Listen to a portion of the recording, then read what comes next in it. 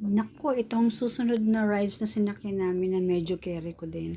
Ang Rio Grande Rapids. Ayan, naghintay kami sa pila. Ayan, nakasakay na kami dyan.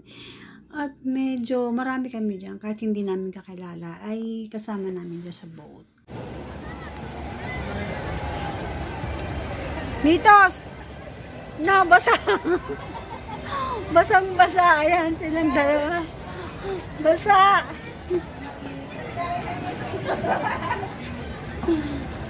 Ayan, basa din. Oh, basa! Basa! Basa! Basa rin ako. Wet. Hindi mo lang kumaisay. Basa! Nabasa kami dun sa rapid ride na yun.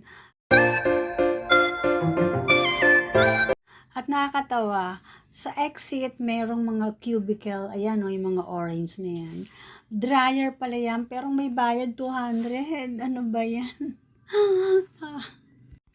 So, nagpatuyo muna kami dun. Wala kasi kaming raincoat eh. Hi! Ha? Hindi nagkakaroon.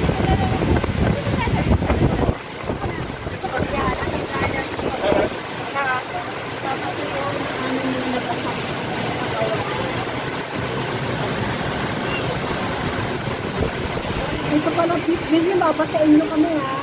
Tapos magpapatuyo. 200 din naman. 200 ang bayad dito sa dryer. Pagkagaling. So, ayun, natuyo din kami after 30 minutes yata kami sa loob ng cubicle. And then, yan, paglabas namin, nagutom na kami. Naghanap na naman kami ng makakainan. Kasi, malapit na ang gabi. Paggabi na, pahapon na. And we need to stay more kasi papanoorin namin ng fireworks sa gabi. Tsaka, kung may parade yata, parang kagaya sa Disneyland, ayan. So, nag-ikot-ikot na muna kami at sila ay sumakay ng rides. As usual ako ay okay na ako. Hindi na ako makakasakay sa mga rides niya. Maganda naman sa gabi kasi, ayan no, lumalabas yung mga magandang ilaw, tsaka yung mga establishment. Mabilis na rin yun, no? Nakakapagod na rin yan. Nabaliktad eh, oh. Nabaliktad. Nakasakay na kayo dyan dati? Hindi ba sa